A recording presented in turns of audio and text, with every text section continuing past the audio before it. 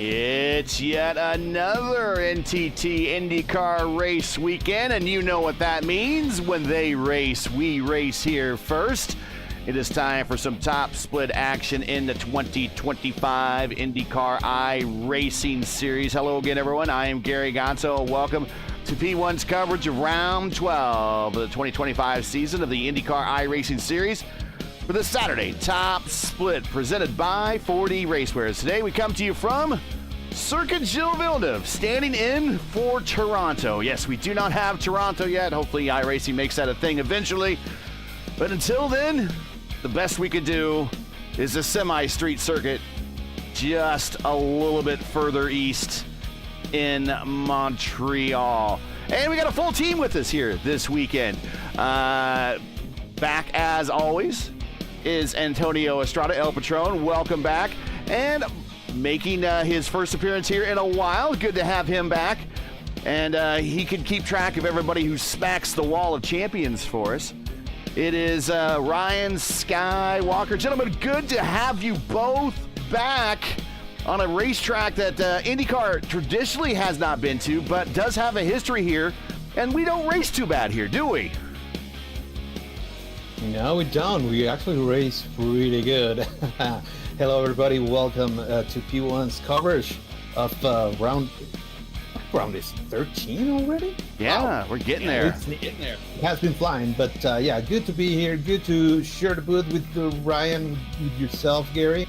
And yeah, I mean, this place is awesome. Like you know, we race here because we don't have Toronto, and I wish we did have Toronto because that's also a really, really nice track. But I also kind of wish that we did go to Circuit Gilles Villeneuve. It's an awesome track. Requires a lot of commitment, though. So you're gonna see, especially coming out of turn 4, you're you know, there's a wall right there, so you need to be very careful. But you also need to commit because otherwise you're gonna lose a lot of time. And then of course it's very famous Wall of Champions where you kind of have to send it and, you know, hope for the best. And, because if it catches you at a bad angle, well, that's going to be day done. But yeah, I mean, it's going to be 65 laps around this place. We should have around 3 pit stops. And I'm sure that there's going to be a lot of different strategies coming and going because of the track temperature. Is 120 something degrees last I checked. So it's a little hot. I imagine that those alternate tires are not going to last that much. They're probably going to be very, very fast at the beginning of the stint. So yeah, looking forward to watching and calling a great race. Ryan, what do you got? Yeah, it's great to be back as well. We'll be back for God knows how long. One of my favourite tracks as well, Montreal. So much history behind it, and also, yeah, I think not IndyCar itself has been here in the past, but back in the kart days. Or Champ Car World Series, as it was called back then. They registered here quite a lot and always produced great racing. And I think today with the ISS as well, it's no exception. But this track, like you guys were mentioning, it requires a lot of commitment. But you've also got to be very, very precise, especially in that final chicane with the Wall of Champions on the exit. If you take the entry or the exit wrong, it can bite you. So hopefully that's something that these drivers will be keeping in the back of their mind.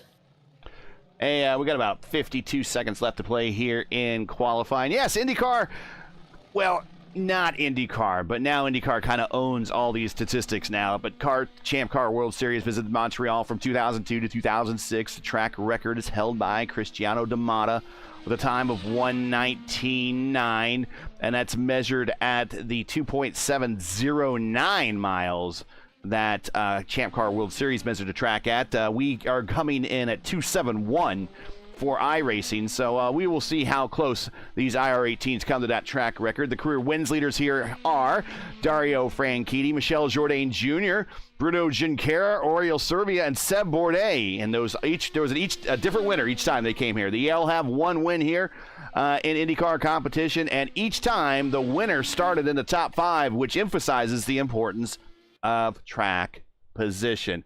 Getting ready to set the lineup here.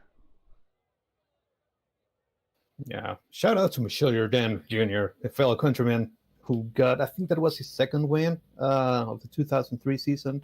was a lot of fun. I was a big fan of it, so I remember that we found like we're getting ready to go, and man, Fiercely Forward team has been really, really putting it on.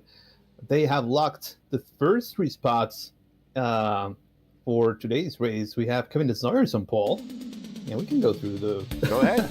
through the entire field. So let's go ahead and do that. Kevin Desnoyers on pole with a 120.9. There's only 2 drivers that broke that 121 barrier, and that's Desnoyers and his fellow teammate Kevin Burrell, leader of the championship with a 129.7. So extremely close, just 500s between both of them.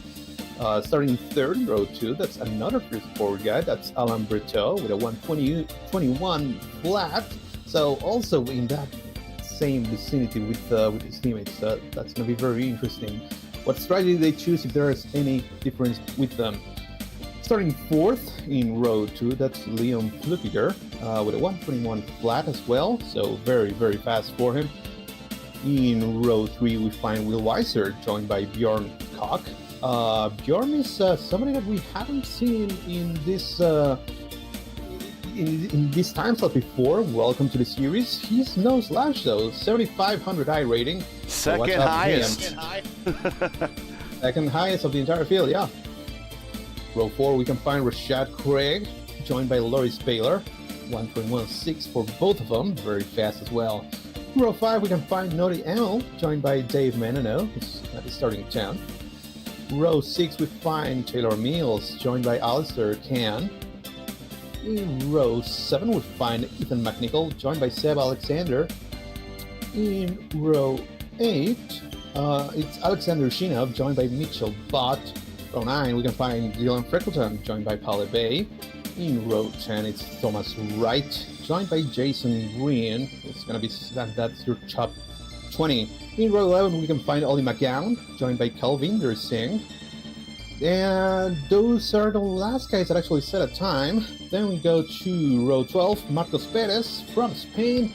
He's going to be joined by Joseph Harker, starting 24th. And then we have shotgun on the field, Gabriel Berger didn't set a time. And that is your 25-car field for today. And we have a short pace lap, so we're already on the backstretch and getting ready to go, Gary. Heading down the casino stretch. The casino straight opposite the rowing basin here on the Ile de Notre Dame on the St. Lawrence Seaway. Oh, Leon Flukiger is in a Red Bull livery. Looks really, really nice. Ace Right. car is off. Here we go. Green flag. Nice run by Will Weiser there, immediately getting to the inside of Leon Flukiger and trying a little bit. Oh! Bjorn Koch is going to the outside of Flukiger. That was a little too wide though. Oh! Gets squirrely. Loris Baylor manages to go by Rashad Craig to his inside now. Yeah, but that section of the tryout kind of squeezes out a little bit.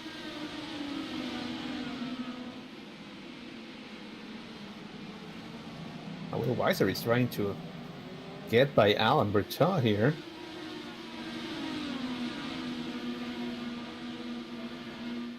Everybody on the prime tire until you down to Ethan McNichol.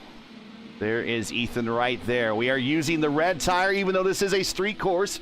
We are using the red tire. No Waiulis this weekend.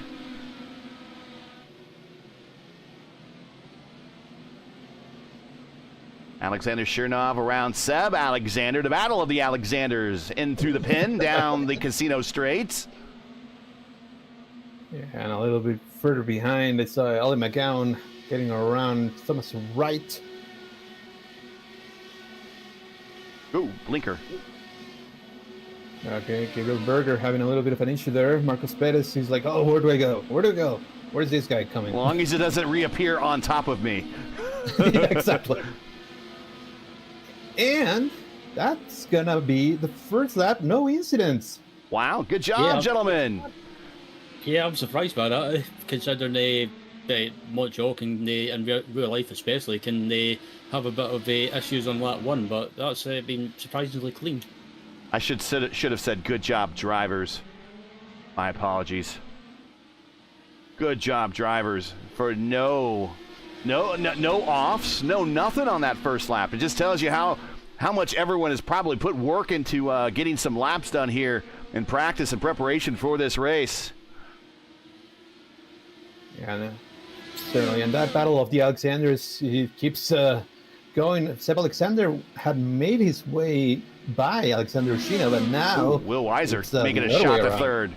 Side by side with Brito, who is second now in points. We'll discuss the point situation in the IIS here. Very short. Oh, Brito took Weiser right to the wall in the kink coming down the Casino Straight. That was very close, actually.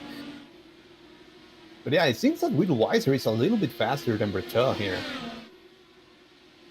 Is he going to send it here, entering turn one? No. Brito's giving him room.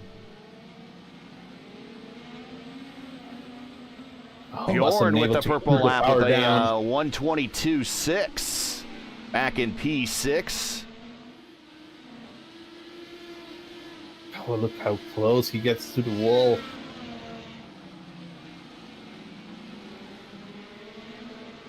Will Weiser lining up those brake rotors already, and we're only 3 laps into this thing. Hard under braking.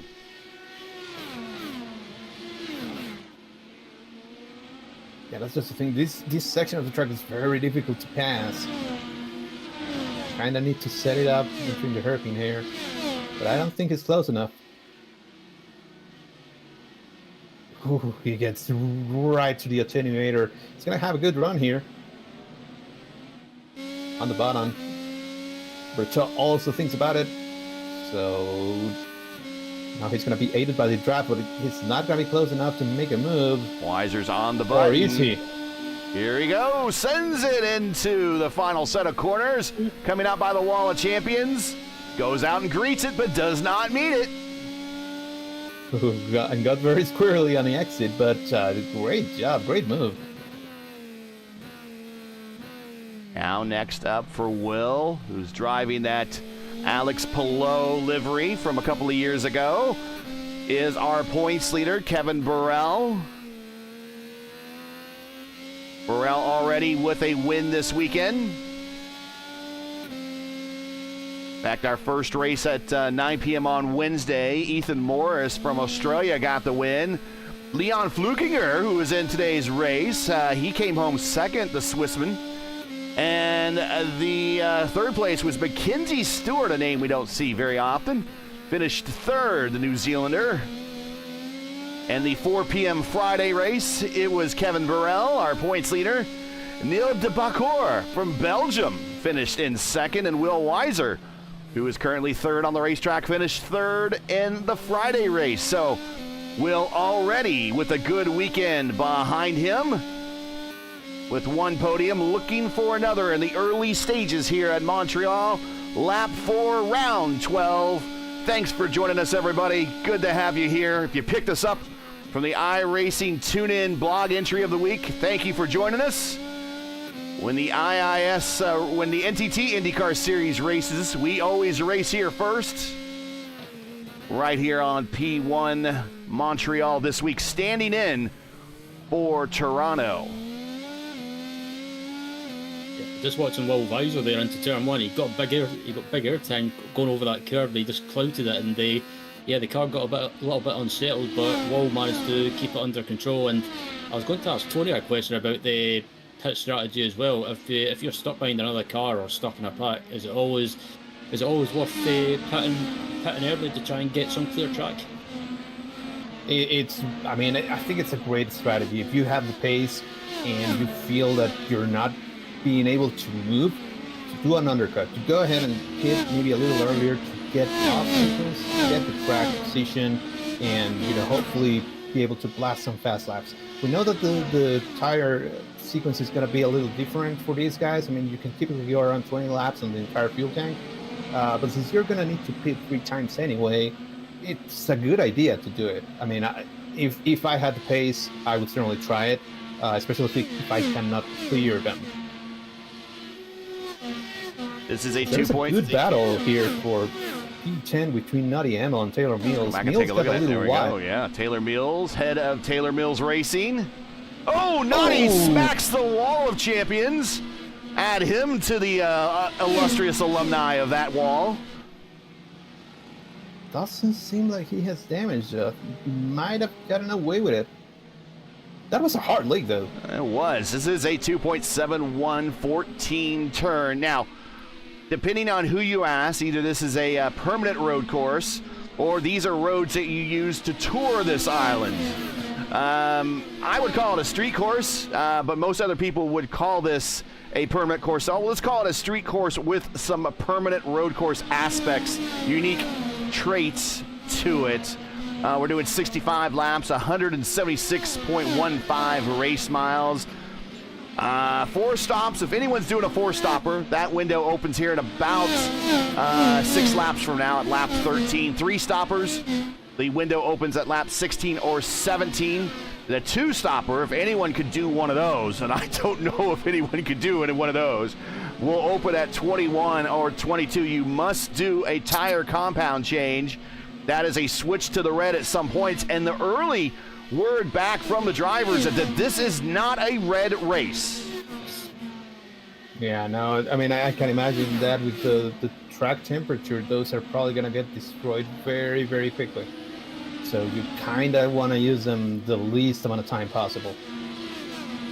And we got a pretty smoking hot track temperature right now, 120 degrees plus on the track temperature, so that will add to the degradation of those soft tires. Right now, the only 2 in the lineup on the soft tires, we're watching one of them right now, Ethan McNichol. He's in 12th spot. He is on the alternate tires, and he is being right now shackled by Alexander Shirnoff in the Hello Kitty car and wants by him pretty badly. In fact, he seems like he's kind of holding him up at the moment. And then also Thomas Wright back in 23rd, also on the red tires. Everybody else decided to start on the primes for this 65-lap race. Nutty Amel got a little bit wide on exit. I don't think he got enough to get a slowdown, but here comes McNichol. Amel takes a line under braking. Gets right up close and personal. Now they're going to drag race down the casino straights. Everybody on the button. Everybody on the button.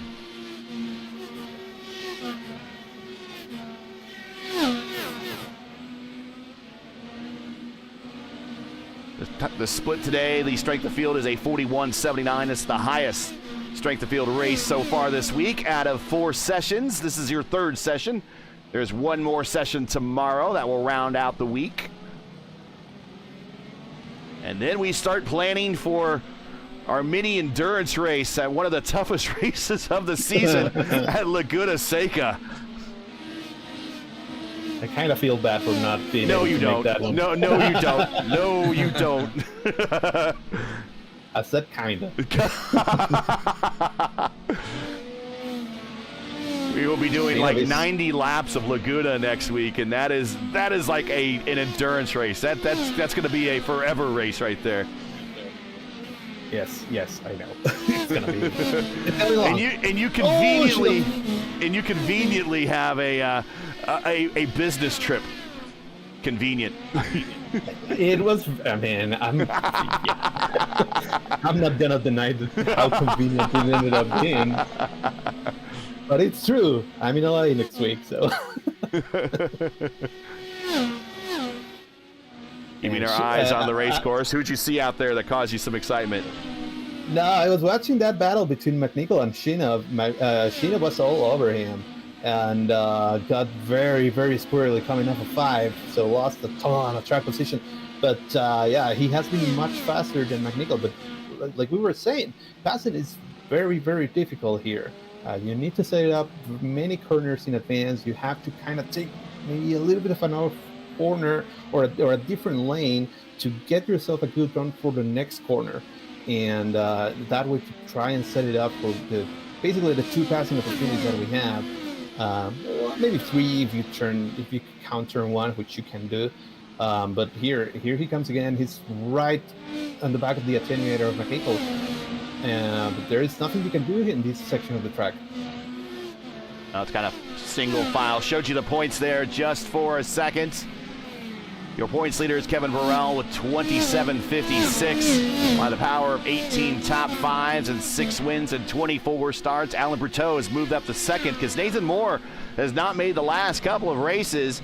Alan Berteau at a 21.46. No wins, but 9 top 5s with an average finish of 8th in 19 starts. Now up to third is Ethan Agan, the classic IndyCar Series veteran, with a point total of 1987, 1 win, 6 top 5 with an average finish of 7th in 13 starts. And peaking in the 4th spot as Nathan Moore is down the 5th is Ethan Morris with 1905 points. 1,905 points, just a little bit behind Ethan Agan. Moore down now to 5th in points, but still being powered by his 13 lone incidents in 16 starts.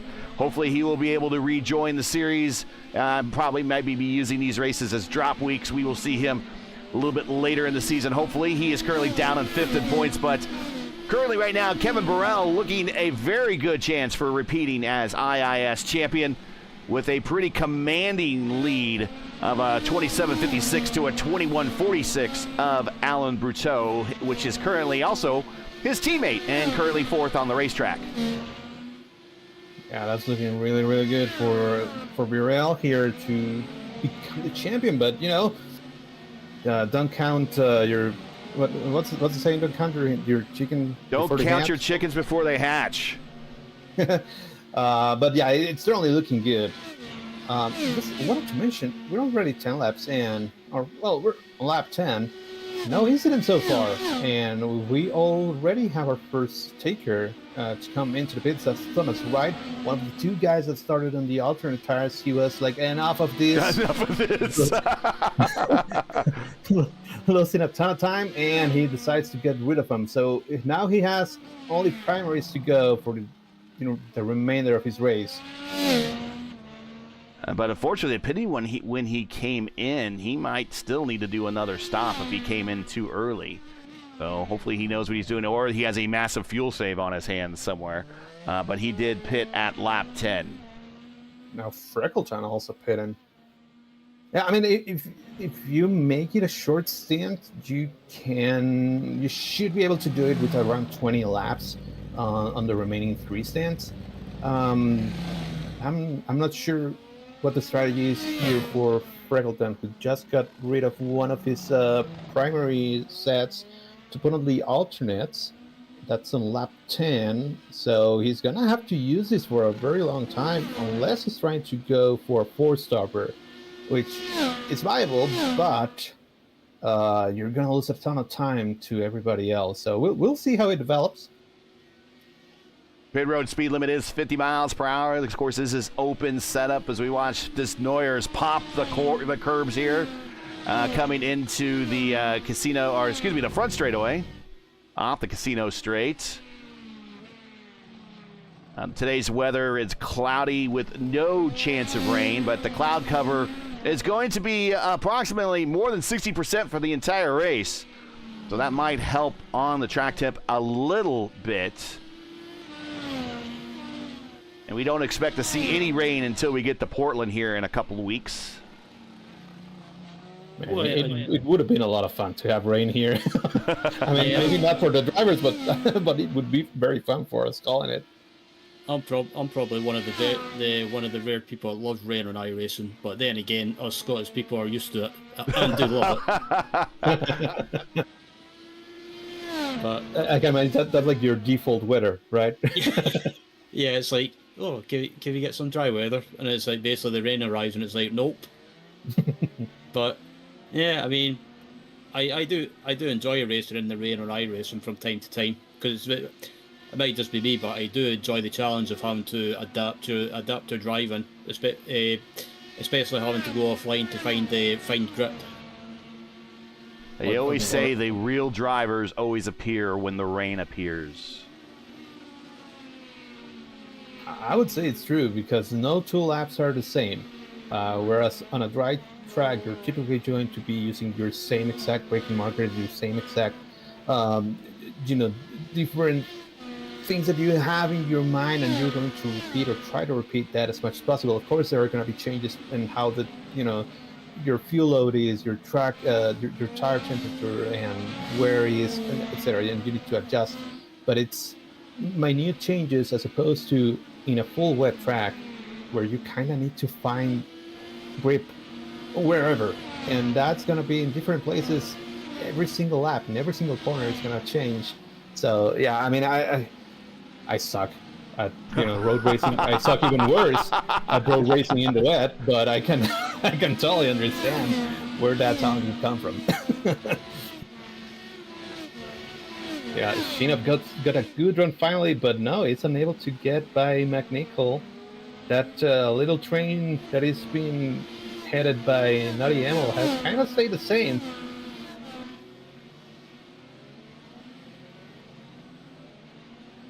I think Naughty might not have anything at least impacting his car that we can think of that when he smacked the wall of champions there. So it looks like he got away with it. Here comes Shirnoff to the inside, taking a peek, and not going to be able to make the move there on McNichol. Creeping into the picture there is Mitchell Botts.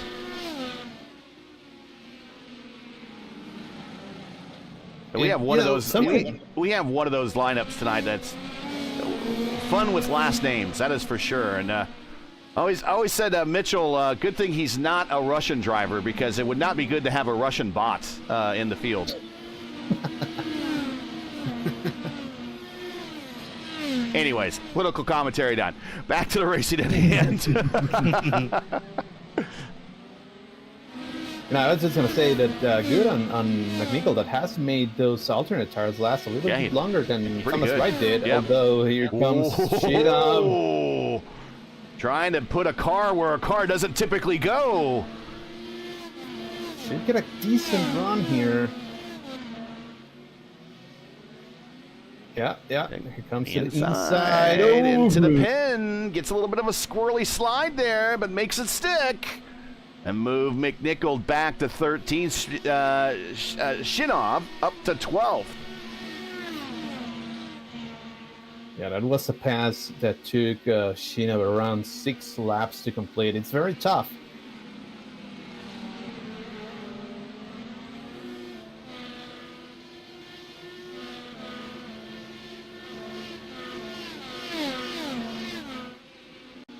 So far, your biggest mover of the race is Gabriel Berger, up 6 spots from 24th, 5th, up to 19th. Right now, he's very close to Marcos Perez.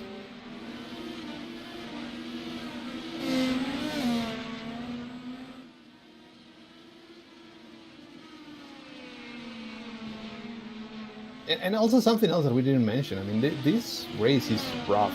I mean, maybe it's not that long, but since it kind of resembles a little bit of a street circuit because of how the walls come at you really, really quickly, you cannot lose concentration for 65 laps, because if you do, it's race done. As opposed to where you have maybe at a Road America or somewhere like that where you have runoff places and you can afford to make a tiny bit of a mistake here and there. Maybe do a little bit of landscaping or whatever, and it's fine. But typically in these kind of racetracks, you cannot afford to do that. So the mental thing is something else that we also need to take into account. That's going to be part of the race as McNichol decides finally after 16 laps. So it took him a while to go into the pits, get rid of those alternate tires, and advantage to him because everybody else will need to run them at some point. However, again, we didn't see that much wear for him, but maybe we just didn't reach that point. And again, they will probably need to do around 20 laps on some of the stints that they're going to be doing. So maybe around lap 15 is the maximum for this guy. So we'll see when everybody else decides to put on that set of alternates. The 4-stop window is about lap 13, so we are beyond that. The 3-stop window starts at lap 16, so it looks like McNichol is committing himself to a 3-stopper at this point. He's in the early side of the 3-stopper, so he's going to have to do a little bit of a fuel save in the final stint, or at least maybe in the middle stint. He needs to go maybe one lap longer just to get to the finish. If anyone's doing the 2-stop, the window opens here at about 5 laps.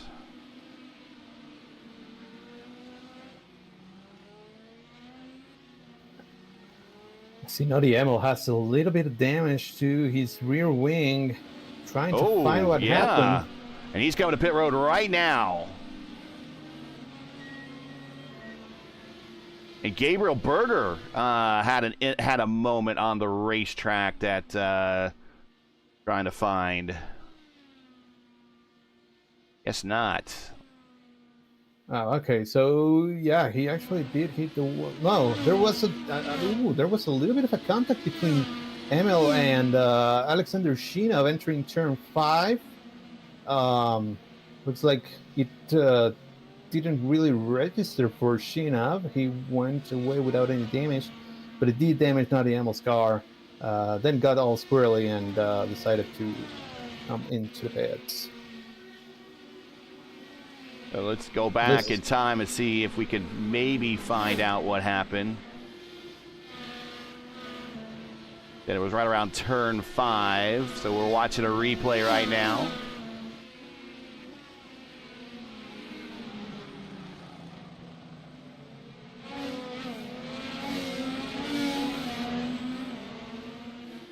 Maybe we see where this occurred.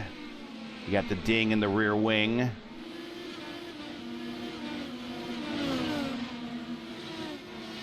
I have a run on him. Oh, yeah. He just sends it into the back of him. Yeah. That's the other thing. You start to lose patience, right? Like you feel that you're being slowed down by the car in front of you, then you start making some moves that would probably never stick. Yeah, and that's the thing. Excuse me. That's the thing with these street tracks as well, or tracks like Montreal, for example. Basically, there's not really anywhere to pass. Like you mentioned, you've got to be sensible and not do anything too silly, like you say, Tori. Otherwise, if you try something silly, you'll just end up making mistakes. And even in real life, there's been drivers that have got a bit frustrated and then basically ended up making mistakes just out of pure frustration and just starting to overdrive. I mean, there's been drivers in Formula 1, for example, that have just got so frustrated that they've pushed too hard and they've ended up hitting the wall on the exit of the chicane and hitting the wall of champions. Watching now a battle between Taylor Mills and Loris Baylor.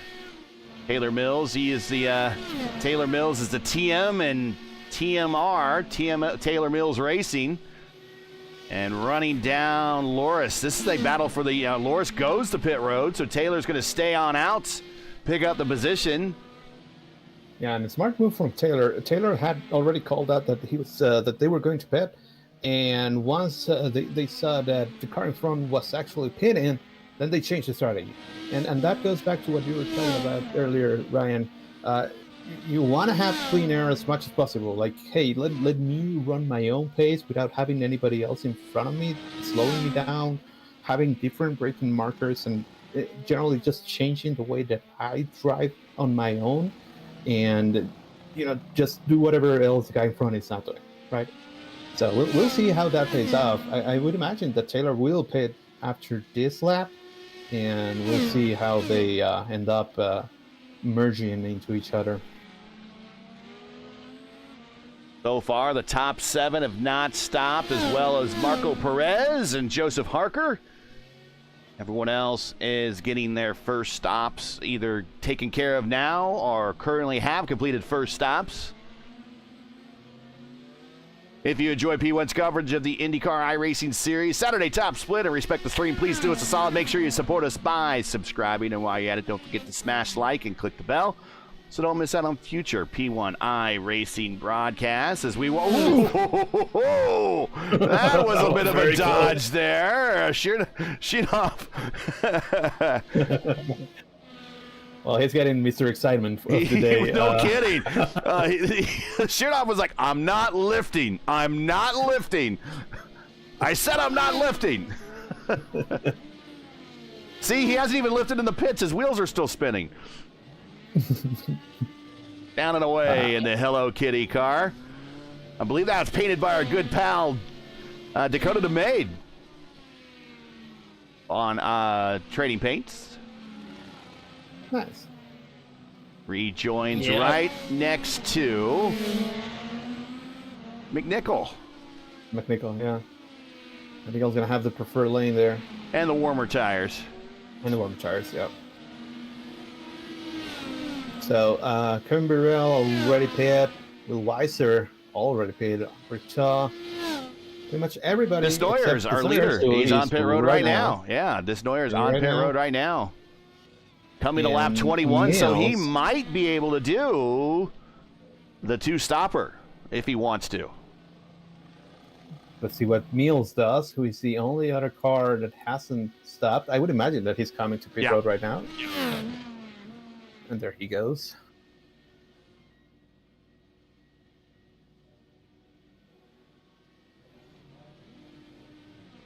I don't think you can make it on 2. I mean, I don't think anybody is going to be able to make it on 2. Well, if we're doing 65, and you do a 65 divided by 3, because you're doing 3 stints, right? Yep. So 65 divided by 3 comes back with 21.6. So exactly. 21 to 22 laps, you could do a two-stopper, at least by, according to the Microsoft calculator. So unless Gates programmed this thing wrong, 21 with the fuel save can get you home on a two-stopper. Yeah, and that's just the thing. You would need to do 21, 22, and 21 in order to make it on your stints, right? And everybody here went into the pits. The latest was lap 20. So there's just no way that you can save more fuel. Well, I mean, Desnoyers and Mills were coming in on lap 20, coming to 21. So depending on how you want to crunch the math that way. So yeah. I don't know. We'll see. Yeah, I guess we'll see. As Shinov is making his way through, McNichol goes to the outside. Now there's a whole gaggle of cars there with Meals. Shinov gets a good run again. McNichol was able to get to keep that position, but we know that Shinov will send it. Burrell, purple lap, 122.4. And Alexander, he kind of checks up a little bit, getting into the braking zone. Thought maybe he could get a run as we ride with Shinov right now. As Bjorn Koch goes fastest with a 122.4.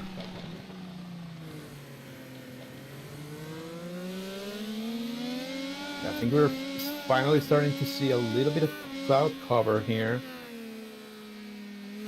Yeah, the track temperature is now down to 119 degrees, which is still very hot, but it was 125 when we started the race, so much better. Shinov is really trying to force the issue here on McNichol. They're going side by side. Side by side. Here we go. Right into this braking zone right here. One of the last chicanes before getting down to the hairpin area, and clears. Moves Shinov back into the top 10 now. McNichol back to 11th. And now Manino and Koch, they're going side by side. Bjorn is got a really good run. Burrell goes purple. Happening.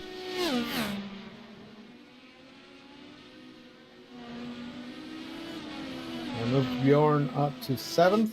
Manino back to 8th. Rashad Craig was able to make it by Bjorn at some point. And Loris Baylor showing out now in 25th. So Loris, who started 8th, was up into the top 10 for the start of the race here, out and retired here by lap 23. Let's see. Trying to find out if there was any contact or anything. So I see the car in the pits.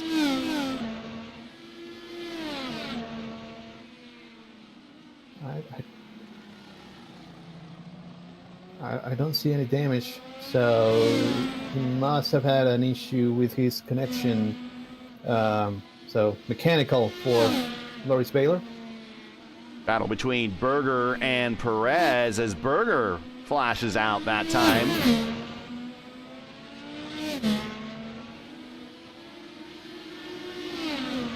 The old F1 fan in me, every time I see Berger's name on the standings, I want to say Gerhardt instead of Gabriel. Sorry. Don't worry, I just about made that same mistake as well when I was reading his name, so join the club. Former Ferrari driver.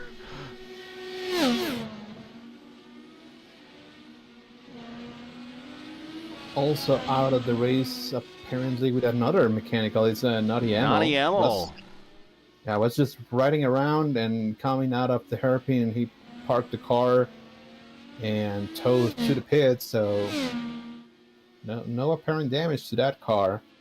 So fortunately, 2 cars now out after what has been a very, very clean race. Honestly, great job by everybody. Yeah, all these drivers have done a fantastic job at this point. But this is a racetrack that gets a lot of use from a lot of different series and a lot of different cars. And so I would imagine that if there's any racetrack that is going to substitute for another track here on the IndyCar schedule, that this racetrack probably by all these drivers gets a lot of repetition.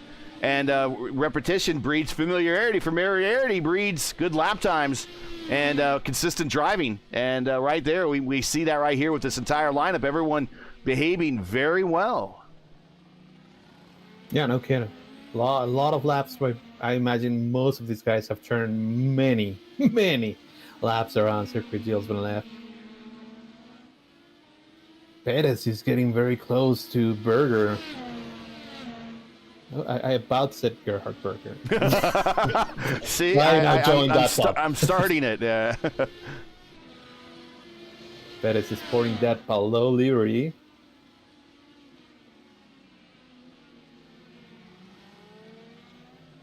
That's a little bit of a different line that allows him to go to the inside, not quite, and Berger, he's blinking a little bit, so yeah, that's always rough. Like, okay, where do I go now? Good run.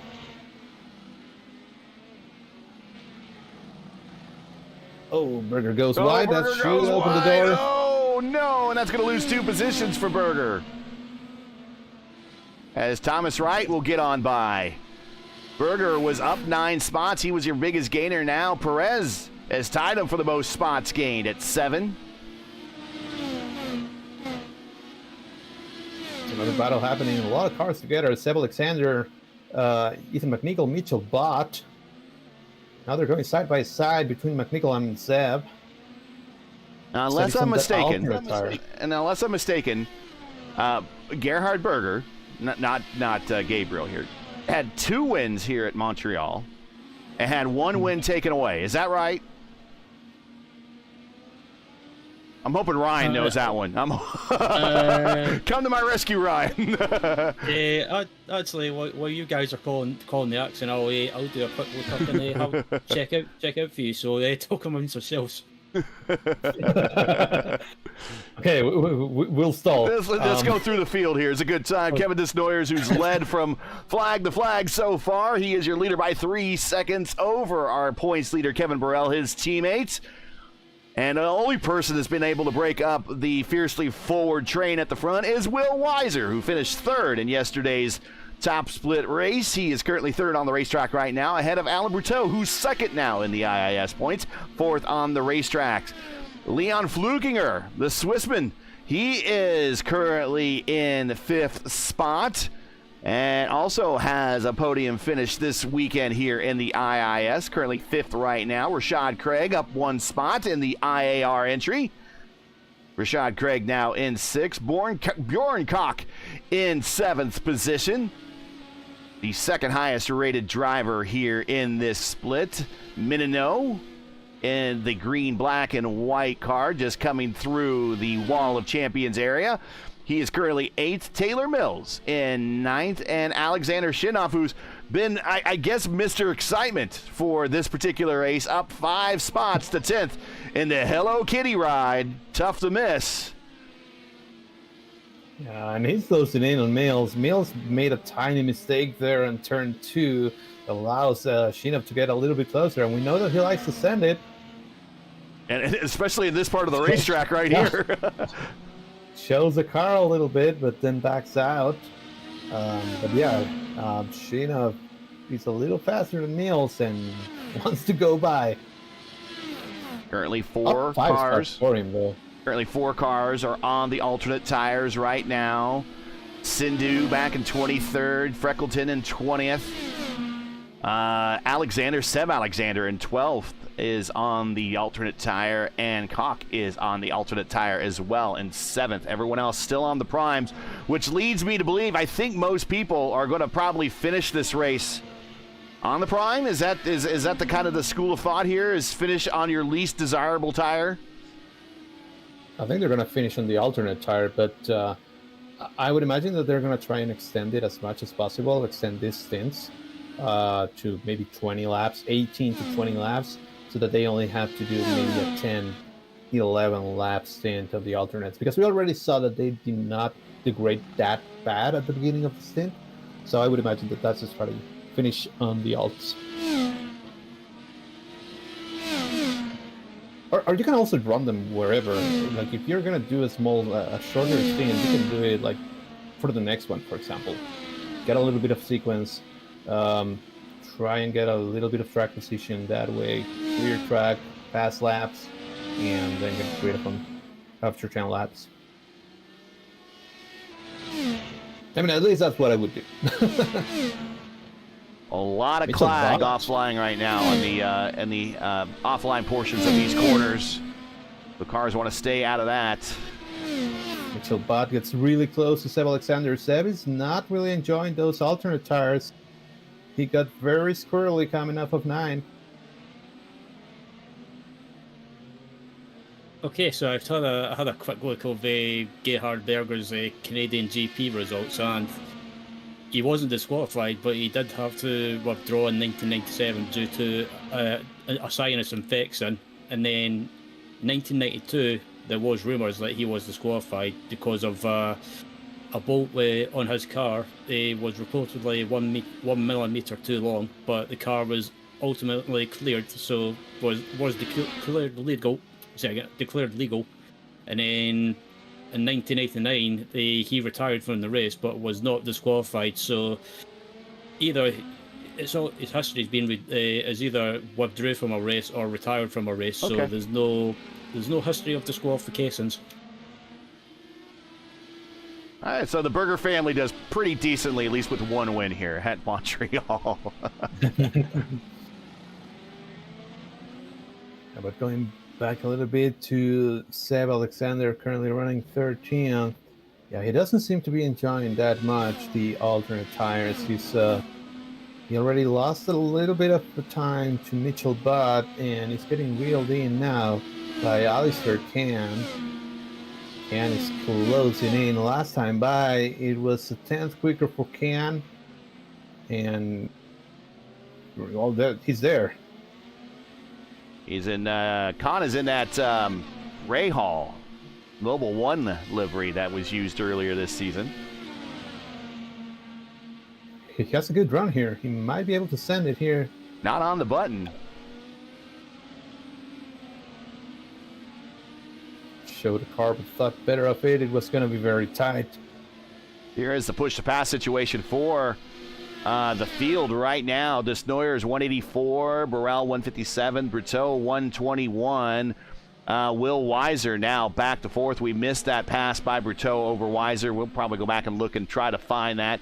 Weiser at 79 seconds. So Weiser spamming that button like he's playing Mario Kart right now. Flukinger at 152. Craig with 160. Cock at 135.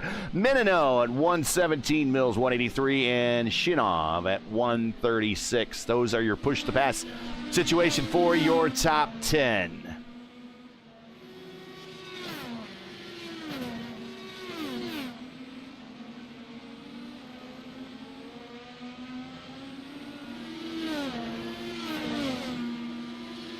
This pass happened a while ago.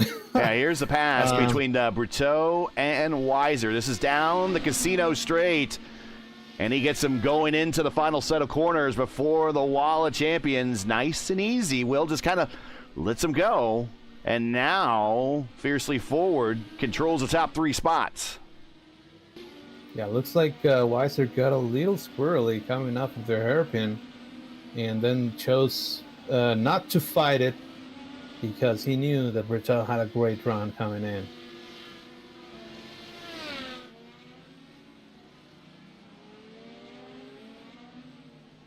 That's a 1, 2, 3 for fiercely forward. Side by side at the start-finish line, Perez and Palibay. Perez, wide entry, just cuts across the nose of Palibay, clears himself, gets the position, and move Perez now up 8 spots into 15th. Yeah, typically you don't see that. You don't see drivers making moves on the outside. Oh, but he smacks the wall coming through turns 3 and 4 area.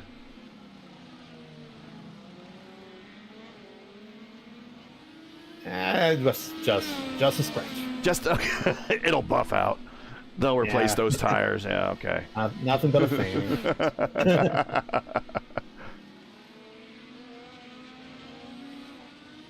And Bjorn Koch, he has been closing in to Rashad Craig. The difference between these two was around 2.5 seconds. Last we checked a couple laps ago, it is down to half a second. 4/10 now. Koch is getting very, very close to Rashad. Now, Bjorn is on those alternate tires right now, which is probably the prime laps for those tires. At some point, those the prime laps for those alternate tires are not going to be meeting up to the effort. Oh, a little bit squirrely there coming through 3 and 4. Not going to meet what Rashad's tires are able to put out, though. Oh, getting loose there. Maybe we've reached that point already. I was about to mention it. Right now, it's 14 laps from the last time that Bjorn Koch went into the pits. It does seem like those tires are gone. Because, he almost lost it on exit of 5. But entering turn 3, he was also getting very, very squirrely. That's why he lost like a 10th that he had made up to Rashad Craig. So we'll see what the strategy is here. Let's go back to 9th and 10th. Shirnov and Mills back in close proximity.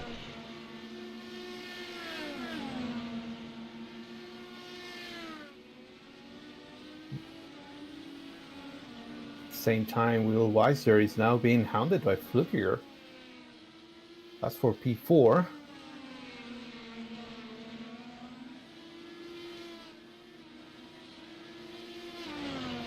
Last time by,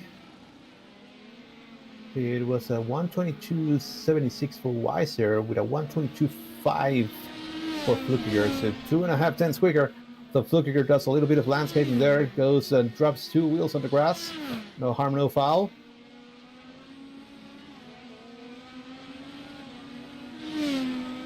Trying to keep my eye on both of these battles because Shinov now is getting closer to Mills. Well, I'm thinking if the excitement's going to happen, it's going to happen right for 9th and 10th. It probably will, yeah. Leon and Rashad and Will, those guys, they have a more predictable driving style. The TV camera likes Alexander for some reason.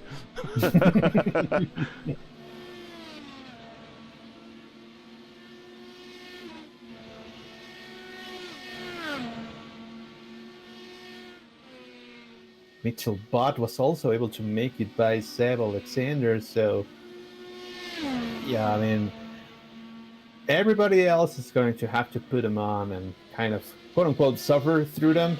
But yeah, Seb is probably right now trying like, oh man, I just need to reach whichever number he has to get rid of those alternate tires. This team has not. Oh, Taylor, a little for rough in the 1 and 2 there, allowing Alexander to get closer. Yeah, it's whatever is your lesser of all the evils at this point is just getting to the end of your stints so you can get rid of those tires. Mills ran a little bit into the wall in turn 4. I mean, Sheena puts a lot of pressure. He has been certainly very entertaining to watch. And there is a really good look at Hello Kitty on the nose of Sheenov's car. As he tries to smack that wall down. They come through the pin area. This is where we saw that pretty nasty wreck with Robert Kubica. I forget what year it was, but I think he was driving for Sauber at the time. And that was an awful wreck. That year was because funny you mentioned that. I was watching that season review not too long ago, and I believe it was 2007 when he clipped the back of another car or a piece of debris heading down to the hairpin, and it got stuck under the car, and he was just, there was nothing he could do. He was just a passenger. Alexander to the inside of Mills, and Mr. Excitement clears. Taylor. Now Olivia Hayward is in chat, and that is Miss Excitement. She's in chat right now, so that's Miss Excitement. So Sheenov must be Mr. Excitement. Yeah, shout out to Olivia. No relation. No, that's just the award we give. Just the award. Yes. She's always Miss Excitement. This is just a temporary thing.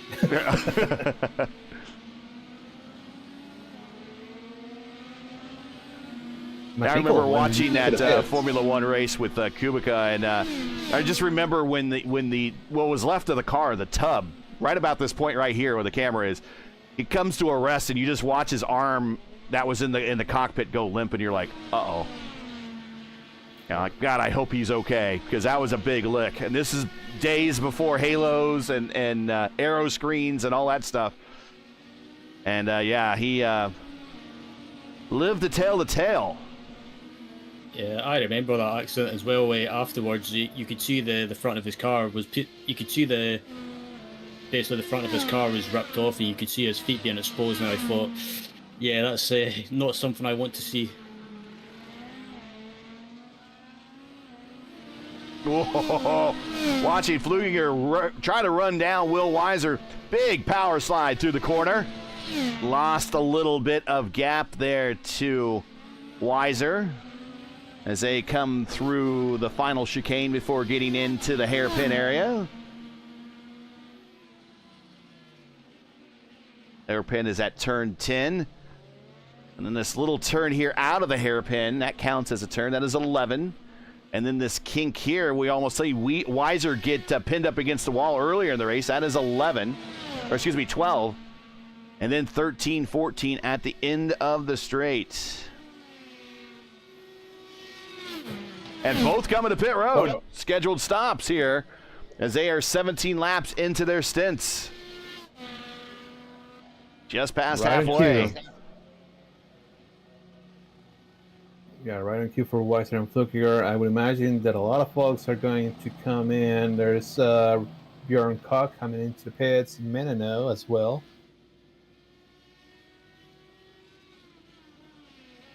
Alistair Can pitting in.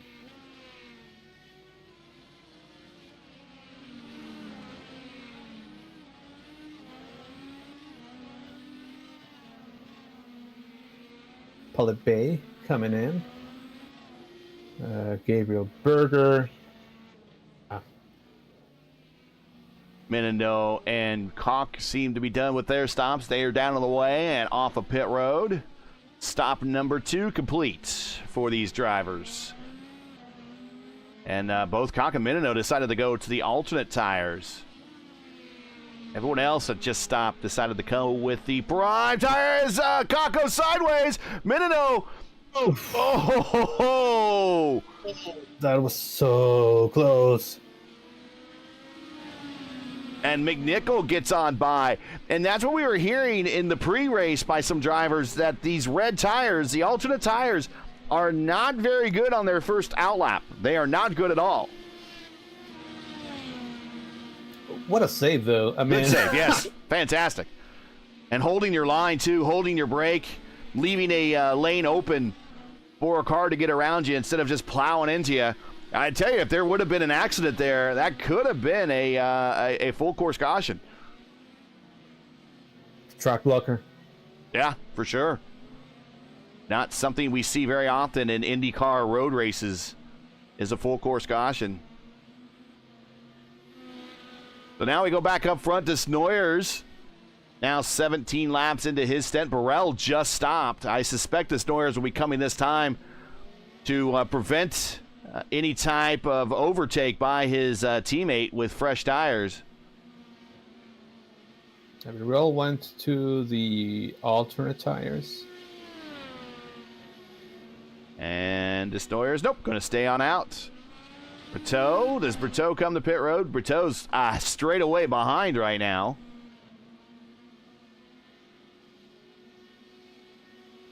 The domination so far from the Snoyers. But yeah, Brito coming in.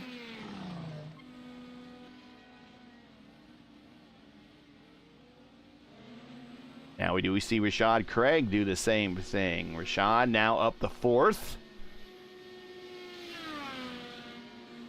And Rashad hits the pit straight at full speed. Slows down a time for the cones.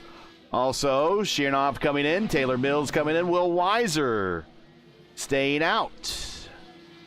Yeah, I think Will Weiser just stopped. I think he just stopped, yep. Yeah, 2 laps ago.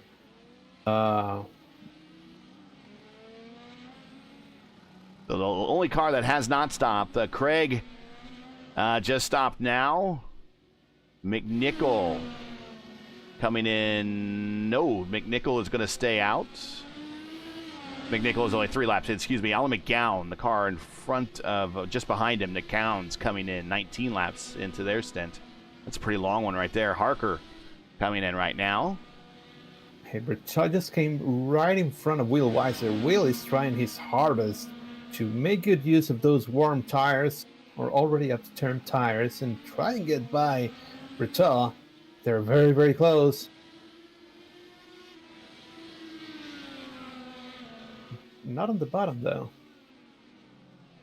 Brito doesn't have Weiser doesn't have much use of the button here for this last half of the, or last quarter of the race, last third of the race actually.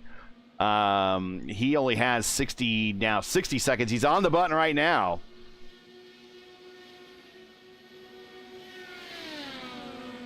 Brito has 91 seconds. Purple lap for Burrell, 1:21.6. That's blazingly fast. But yeah, I mean, the advantage that you could have had with the up to temp tires was to try and make a move right on the outlap of Brito. Since that didn't happen, I would imagine that things are going to stabilize. And yeah, I mean, although Brito does have traffic in front of him, that's Kalvinder Singh. So we'll see how they make their way through that lap traffic.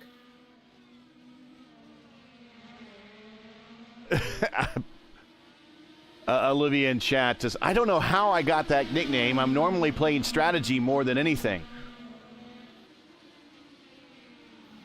That is true. Maybe it was an off day. Maybe it was an off day for you. You're just having more excitement than normal. I can't remember. If you're just joining us, you're watching coverage of round 12 of 16 of the IIS Saturday Task Split presented by 40 Racewear, coming to you from Montreal. Standing in for Toronto. We've completed now 40 of 65 scheduled laps. If you enjoyed today's coverage, would like to monetarily support our commentary team, make sure you donate via our GoFundMe link in the description. Also, it is pinned in chat. You can also send us super chats as well. We do this for free on behalf of the iRacing IndyCar community. 4D Racewear also sponsors today's coverage. Check out their line of made-for-sim racing gloves, shoes, and apparel. Visit them today at 4dracewear.com or click on their link in the stream description. If you are doing a lot of road racing, you do need a good pair of gloves for you and your hand and your wheel. Check them out at 4D Racewear. Get yourself a new pair of gloves.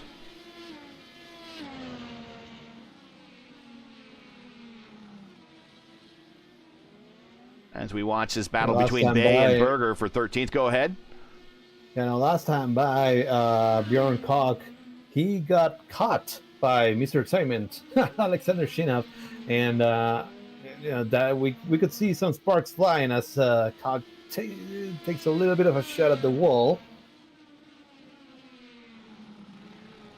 These two guys, they're not afraid to make aggressive moves. Look at Bjorn using the entire width of the track. Elbows out.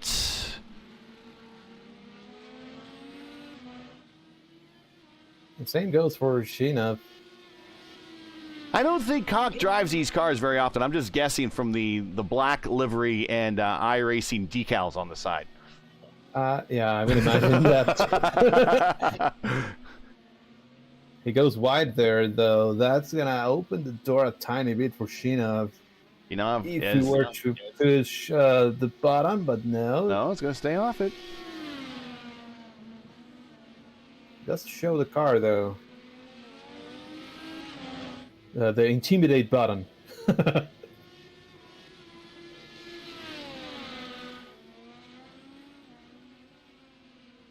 Back to the back end of Koch's car, the attenuator.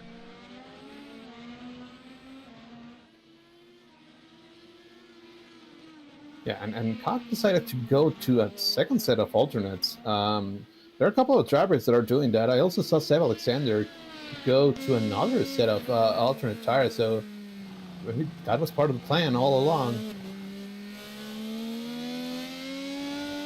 Also, we do have 3 cars on extended stops, and they were all fighting in the top 10. That's Mitchell Butt, Taylor Mills, and Ethan McNichol. I'm going to see what happened.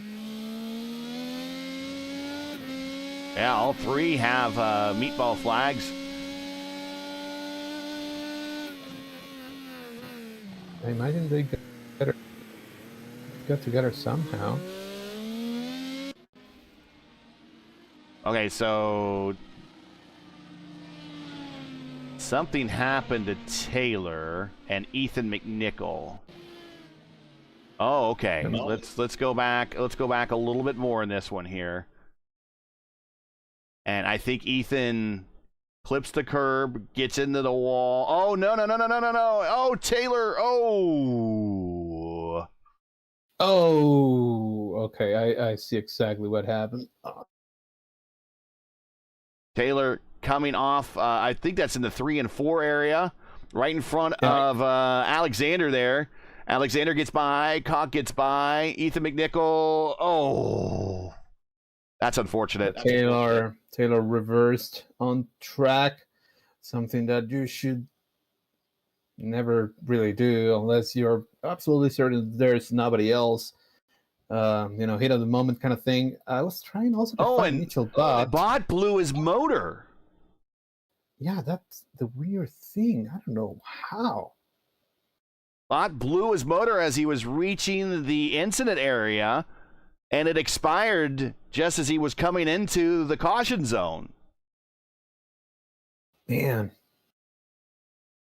So unrelated, but at the same time. And now we get back up to the lead. We have Desnoyers who's reached lap traffic. That is Freckleton. Actually, that's McGowan. I think he just got around. Yes, McGowan. Freckleton's in 15th. Next car on the lap list for Desnoyers as he is working his way through back into the field right now. The top 15 are on the lead lap. Yeah, and after Freckleton, who is like literally just in front of your leader, Kevin Desnoyers, then you have Berger and Bay, who are throwing haymakers at each other. They're on their own fight. So I would imagine that designers is hoping that this guy settle it before he reaches him. Desnoyers with a 7-second lead over our points leader, Kevin Burrell. Berteau second in the points, third on the racetrack, 22 seconds behind our leader. Give you gap information here. There are your gaps, 14 seconds behind. Burrell is Berteau. 2 seconds behind Berteau is Weiser. And then there's that really close battle that Fluginger is currently in right now with Will Weiser. Will Weiser trying to hang on here for a top 5.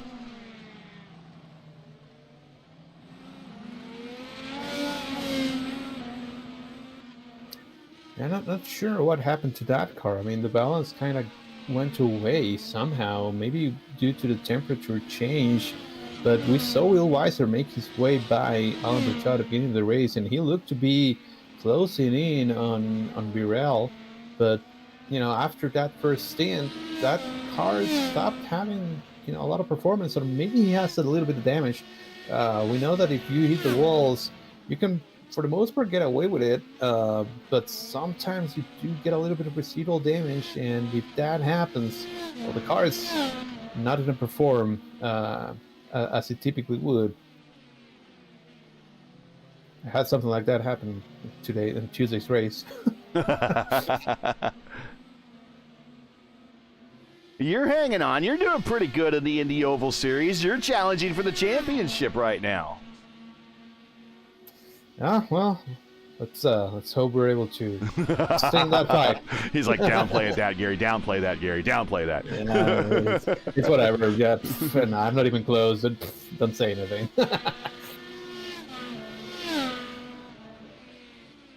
And I'm gonna miss Iowa, unfortunately. So I'm back. So sorry, I had to step away for That's for fine. a few minutes. That's fine. Car in front of Will Weiser showing a little bit of damage. That is Harker, who has one wing missing and a wheel not quite tracking right. Oh yeah, that car wants to go to the right. I would imagine that that's a visit to the Wall of Champions. Let me see if I can find it. Yeah, that's exactly right. Just the lap prior to this, gets buried in the tracks on the Wall of Champions, on the tires of the Wall of Champions. And Harker has a meatball flag and needs to meet, or at least come to pit road and answer that flag to get those repairs taken care of, which, looking at the way that right front was tracking, I'm guessing that that is not a quick realignment job that can be taken care of on pit road.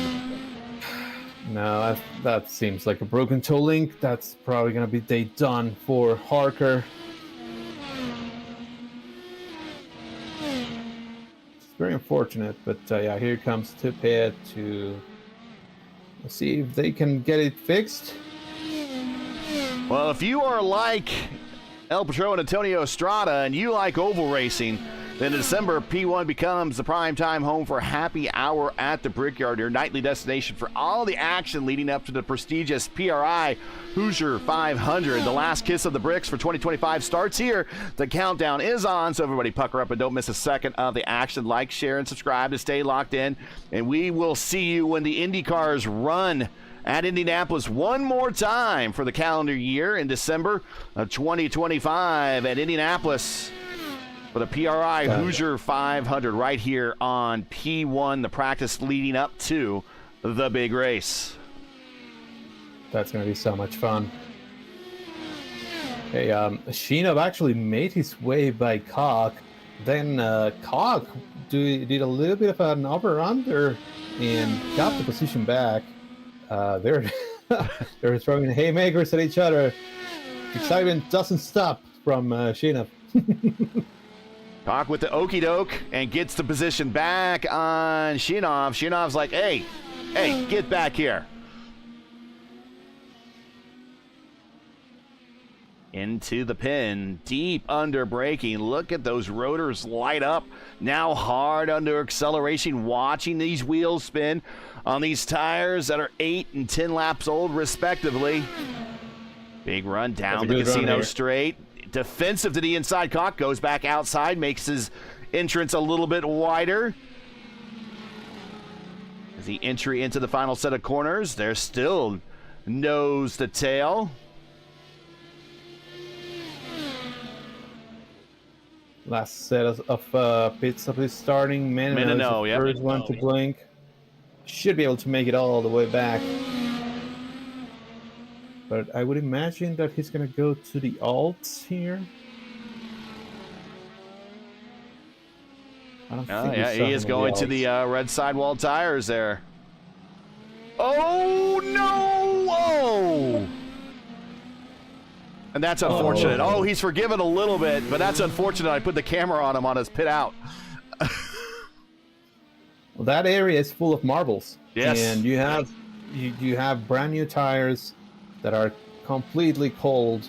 And we've seen more than one occasion with the alternate tires outlaps being a little sketch. Yeah, very sketch. Does seem to be... No, I think it does have damage, unfortunately. And you just gotta hate that for somebody that gets this to this point in the race. They come to pit road, final stop, hit pit road, no penalties, get off pit road, no penalties, smooth stop, and then as soon as you exit and you come off the button, into the wall. Yeah. Now you could see the light at the end of the tunnel there, and you just can't quite reach it now. So that is going to be not day done, but making the day a little bit more difficult for Dave Menino, who was in the top 10 for a lot of this day.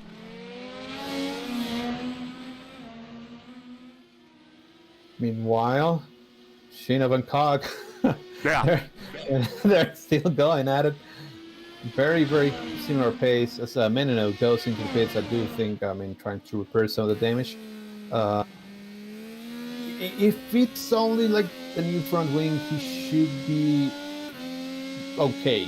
Like, he's gonna lose a ton of spots, but the left front be looked horrible. out of alignment when he initially hit the wall, but iRacing forgave him, so it's hard to tell what additional damage might be on the car, such as on the under tray or the floor. yeah.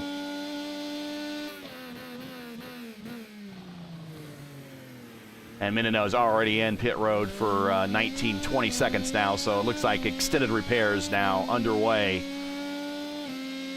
on the number 5 Dallara. Here Shinov. comes Shinov. And clears him.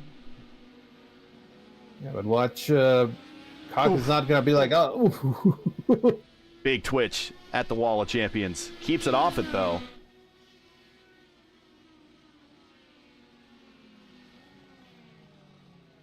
Oh, Really? yeah, deep braking into turns 1 and 2. They're able to slide the cars a lot.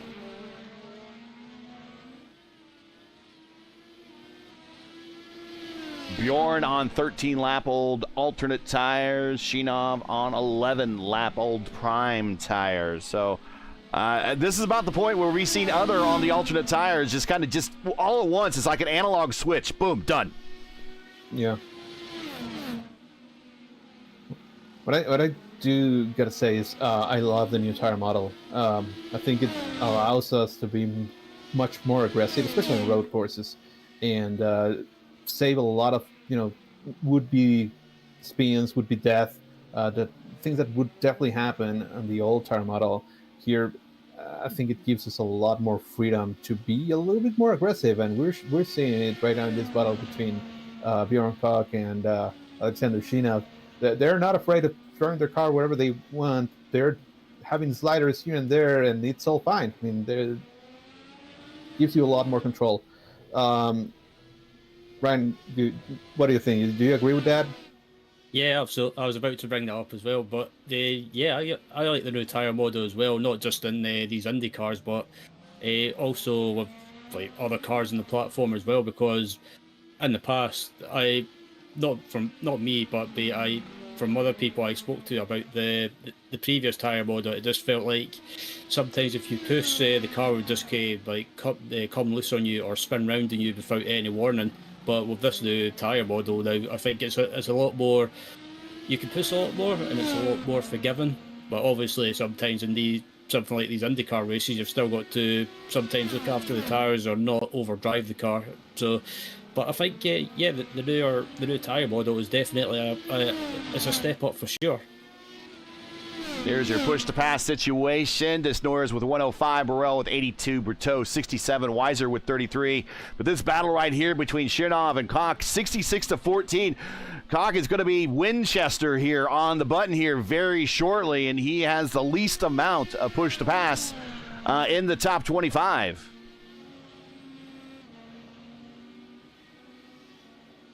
Yeah, we're coming to the closing steps here. So you kind of want to use it, but you also want to have something there so that you can defend yourself from possible attackers. You're right. It is push to pass. It also is push to defend. And you got to use it all. You can't take it with you to the next race. They would love to do that, I'm sure. Kind of like rollover minutes for cell phones. I always joke about that, but that is an old early 2000s tech. That dates yourself, my friend. I've dated myself so many times when we talk about IndyCar racing. Why not date myself with an early 2000 reference? Weiser has closed back that lead that Berteau had on him. We were just talking about it. Now down to 20 seconds on the push back, but he's going to be able to go side by side here. And passes, and Kevin Burrell just stopped on pit road for his final stop. Yeah, so I would imagine that car doesn't have any damage, because otherwise you wouldn't be able to pull that off. So maybe it was what we were talking about, that one of the stints that he did, maybe, I think he already did his alternate stint. Maybe not, I'm not sure. But something with the tire temperature or the track temperature. I think Will already did the red tires, I think. I can't see. I don't think. Oh no, yeah. I don't think he has. I'm showing all prime tires so far, at least in my overlay. Yeah. But now he's down to 20 seconds on the push pass, whereas Berteau has 65. So we'll see. Oof. I mean, there. Yeah, see who just brushes the wall there. We're gonna have 13 to go. We'll see if he's able to hold him off. Although both of these cars still need to make a last pit stop. Hey, let's give a shout out to Marco Perez. Up 14 spots, started 23rd to 9th. And once more, a shout out to Gabriel Berger. And we kind of teased him a little bit about almost calling him Gerhard a couple times, and had us to look in the history books to see Gerhard's race history here. But Berger is up 14 spots as well. He started 25th and last. Shout outs to both those guys for driving to survive and improving 14 spots. Yeah.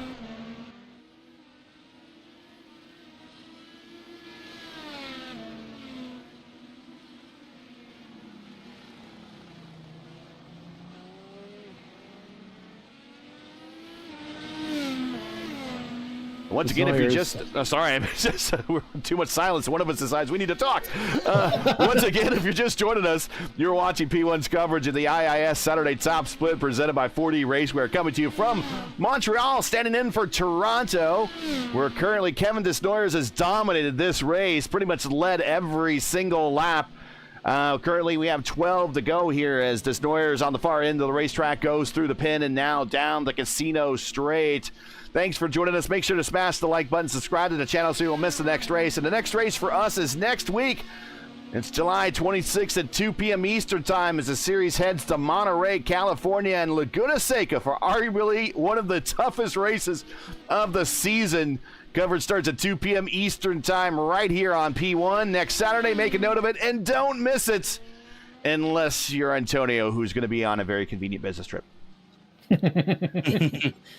Yeah, I'm looking forward to Laguna Seca. I mean, I've raced around there and loads of things on iRacing, and it's just one of those tracks that I never ever get bored of, and probably makes me sound weird, but I do like the corkscrew because it is a challenge to get right, because it's just when you get it right, it feels rewarding. But if you get it wrong, it can go horribly, horribly wrong.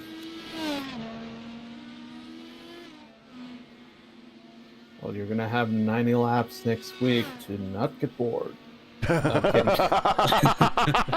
kidding. Man, thanks for rubbing it in. Thanks. Challenge accepted. Today's coverage brought to you by 40 Racewear. Check out their made-for-sim racing line of gloves, shoes, and apparel. Visit them today at 40racewear.com or click on the link in the description.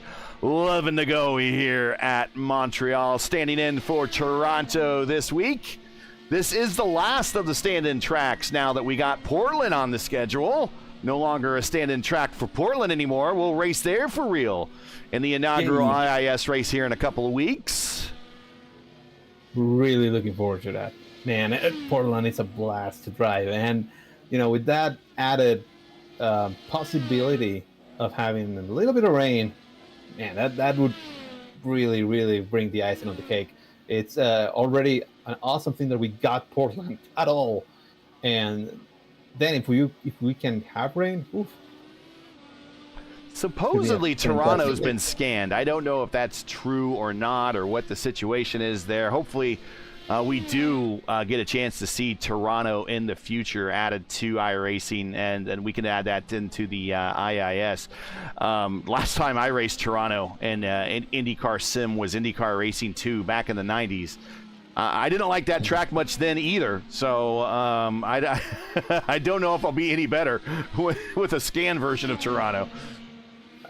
Oh man, I used to, I had to turn off the damage when I was using when I was racing at Toronto, because otherwise I would not be able to make a lap. In my defense, I was very young, but still. Did you race with the joystick? Or did you have a wheel? I didn't really do it. No, I had a keyboard. Oh gosh. Yeah, it was horrible. It was a lot of fun. Like, horrible now in hindsight, right? But no, man, IndyCar Racing 2 was such a fantastic game. Starts off with that music, and then they say you hear, "Hello, this is Paul Page." Oh, car spinning. And that's one of our big gainers of today, Marcos Perez. And oh my goodness, I hopefully we didn't jinx him, but his day is going to be, it's going to be a little bit longer than he wants it to be. He's going to have to stop on pit road to get a new nose, but we'll check out what happened here. He's coming off of pit road again with the red tires, coming up to speed, losing it on the outlap. Man, yeah, we have seen how tricky it is. And I was about to mention, he's now, he doesn't have any downforce, so smart, just cut that corner, serve your slowdown, and go and grab a new wing from your team. I mean, I guess that's the only benefit, that he didn't really have right in front of our leader too, almost. Yeah. But I was going to say, Kevin Desires went into pits a few laps ago and came out in front of everybody. He didn't even lose the lead. That's how big of a gap he had. Will Weiser and Leon Flickiger, they both are in front of Alan Berta. Will had already passed him on track, but Leon Flickiger does by virtue of having a quicker, in and out pit sequence. Then we have Rochette Craig running 6th, Bjorn Cox 7th, Shinov is 8th. So all that hard work from Shinov is now he's going to have to try and do it again past Bjorn on track. It's like you see that on pit road, like, come on, man. Come on, I have to do this again. Here we come back into the pin area. He's right there. And the thing is, though, Cock is Winchester on push to pass. So he has nothing really to defend himself other than that right there, weaving. Weaving, yeah. I mean, it makes it hard for Shayna. The long way around on the outside, and he clears him. Move. Alexander up to 7th, Bourne back to 8th. It's kind of like they were playing a game of chicken. And, Sheena was not going to let down.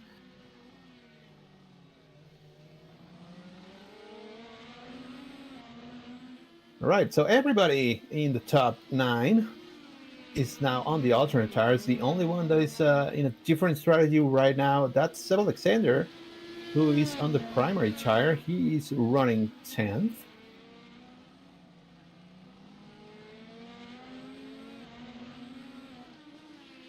Unfortunately, he has a bit of a gap before he gets to Alistair Khan.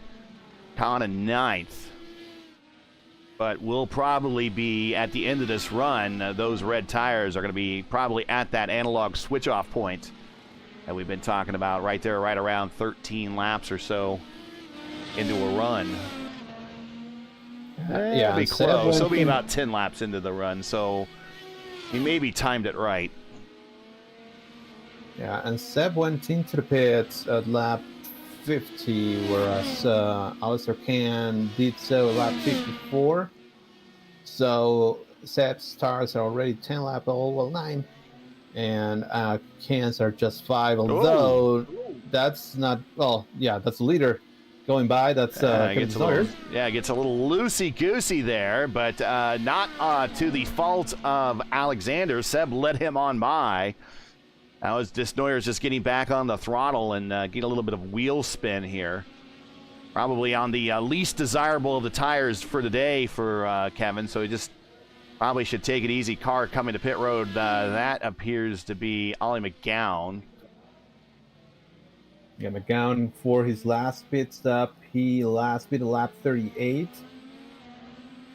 Able to extend that a little bit more than everybody else. That's going to allow Gabriel Berger to move back to P11.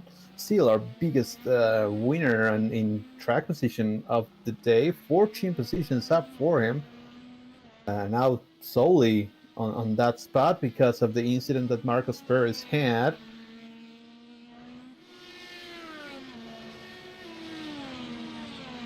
Have 6 laps to go here. Snare is closing in on Joseph Harker, who was able to get his car fixed, actually.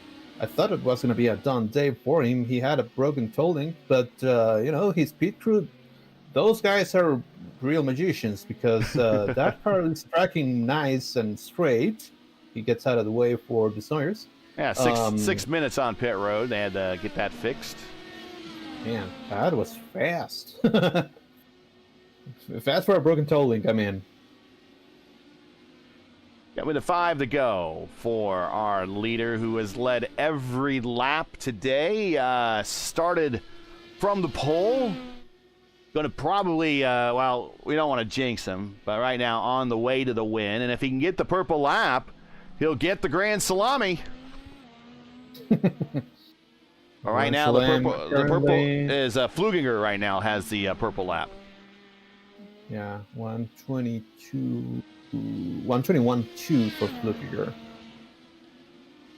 I don't think that we're going to be able to get that kind of performance from the tires at this point for the Snoyers. Last time by, he did a 122.8. His best lap is a 121.5, so just 0.2 off of what Flukiger did. But at this point of the stint, these red tires, they're not going to give you that fast of a lap time. We'll see. I think he's gonna try. He has 11 seconds to second place. That's Kevin Burrell. And Burrell has 15 seconds to Will Weiser, who is currently the bottom step of the podium. And behind Weiser, that's Flukiger. Well, and 2 cars that are in the middle of them. And right behind Flukiger, that's Alan Berta. He wants to get by Flukiger and, recuperate a little bit of that what he lost during that last pit sequence. There's a lot of traffic in front of him, so that's going to benefit Berta to get a little bit closer to Flukiger. But Flukiger has much more in the push-to-pass situations. 68 seconds for Flukiger versus 35 for Berta. Oh, pop in those corners.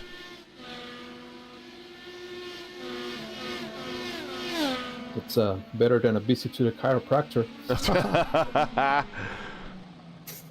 Berto is, of course, second in points. 9 top 5s, no wins in 19 starts, but an average finish of 8th, and currently tracking in 5th, so looking to improve upon his average finish here. Yeah, and I mean, most of the time, consistency does win championships, so it's also knowing, like, hey, do I go for this move or not? You know, do I chill here in 5th, or do I try and, you know, risk it a little bit to make it by these guys?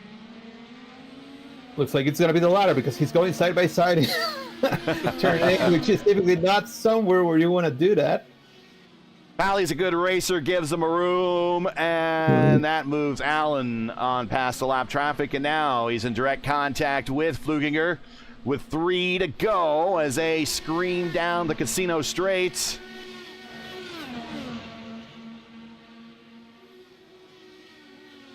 Yeah, and it's one of the things if you're in contention for a championship. From my experience, sometimes if you can't win a race, or it's one of those maybe races where you're not going to get even on the podium, it's sometimes it's always better to just settle for the points and finish. But we know what racing drivers are like; they always want to win. He's got a bit of a gap back from Brutto up to Burrell. It's like 600 or so points, give or take. So he still has a long ways to go, Brutto, to catch Burrell, his teammate. I would say kind of in Palou-like domination without all the wins is kind of how Burrell's been doing this season. Just really consistency, good finishes, getting a few wins here and there. But as Burrell will tell you, when he gets, if we finish this race back on the podium and gets to the interview room, really, it's his goal to keep getting interviews. That's the thing is, if he keeps getting interviews, he knows that he is doing well enough to ultimately get the championship.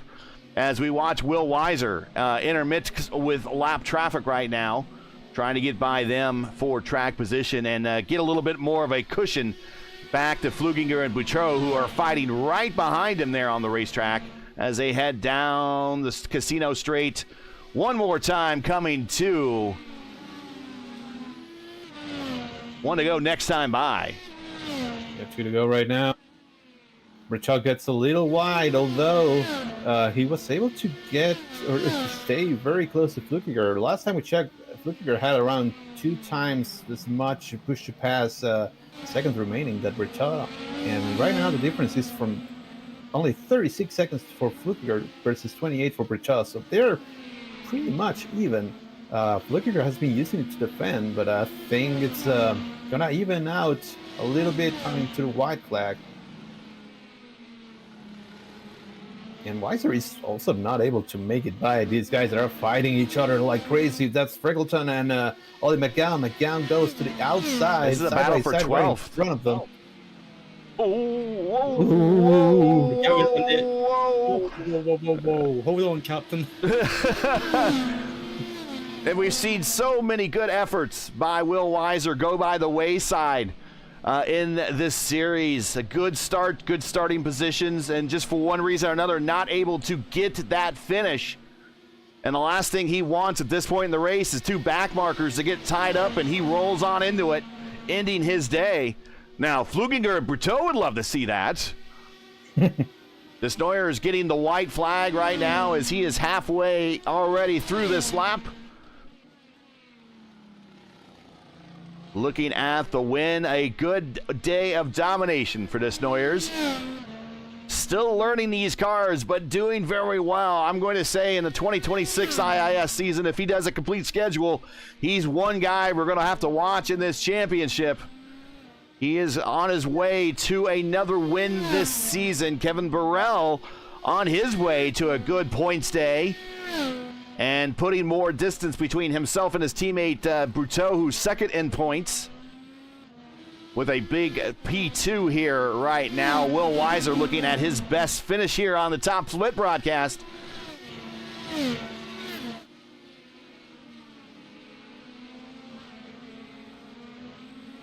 Fluginger with another good top 5 this week. 1 podium finish already. And Brutto looking to improve upon his average finish this season and stay second in the points. There's a checkered for Desnoyers. What a race, man. Desnoyers, great domination as he's on his cool-down lap already. That's how far ahead he was. Kevin Burrell coming home second. Bertoy's coming. Bertoy's coming. Weiser, Fluginger, Berto, Weiser gonna come home in third. And Fluginger is gonna hold on by the skin of his teeth over Berto. Berto comes home in fifth. Here's Rashad Craig. That was fun.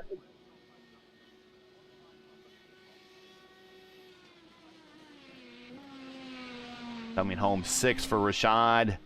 Started seventh, improved one spot. Shinov started 15th, up 8 spots. Mr. Excitement of the day. And he's on the button to use all that push to pass. Screw it, I'm going to use it all. He comes home in seventh. Cock in 8th. Khan in 9th. And that is your top 10, or your top 9 lead lap finishers. Seb Alexander will be 10th, 1 lap down.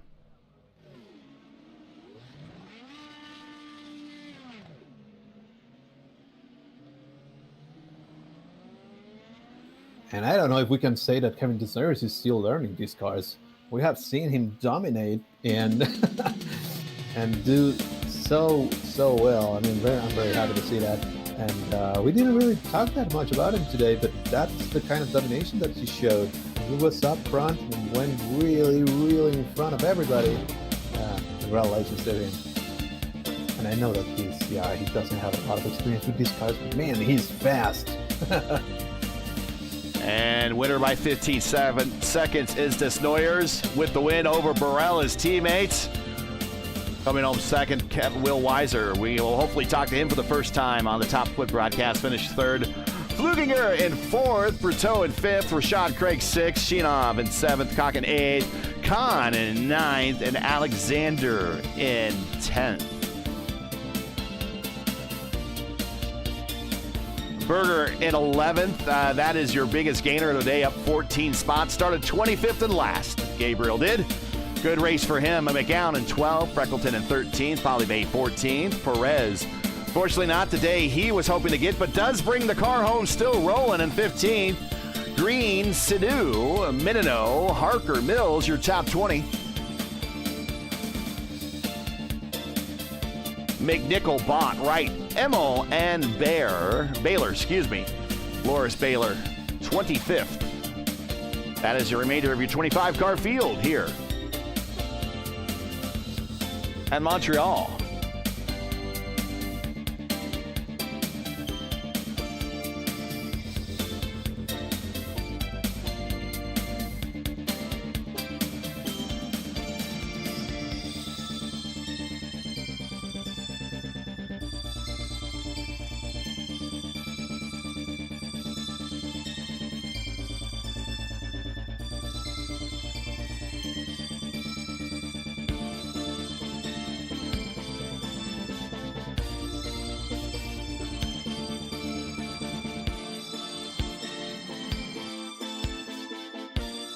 All right.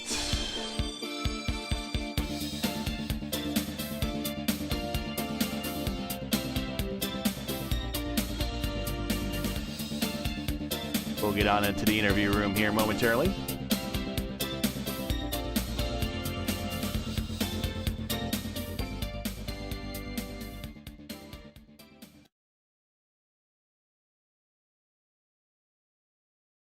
Purple lap of the race does belong to Fluginger, so congratulations to Leon for getting that done.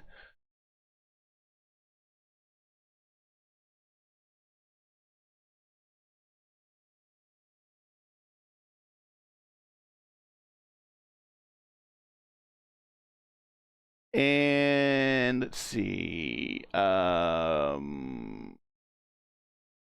Make sure I am grabbing the right person here.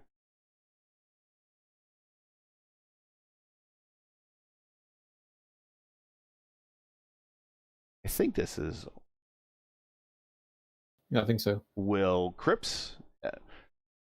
had Yep. to change his name. I think I'm going to take a gamble and a leap of faith here that this is this Will, and bring him up here now. I'm going to take a leap of faith and say this is Will Weiser. Will, is that you? Yeah, sorry, I forgot to change my nickname. That's all right. Glad to have you here for the first time on the Top Split broadcast for an interview. It's been a good week for you. Second podium in 3 races, actually, here for the Top Split. We were talking kind of about your season so far. Your racecraft has really improved over this season. We've seen you been getting good starts, but for one reason or another, the finishes have been tough to come by. But today, and also Montreal seems to be agreeing with your style. Another podium finish here at Montreal this week. Congratulations. Talk about your race.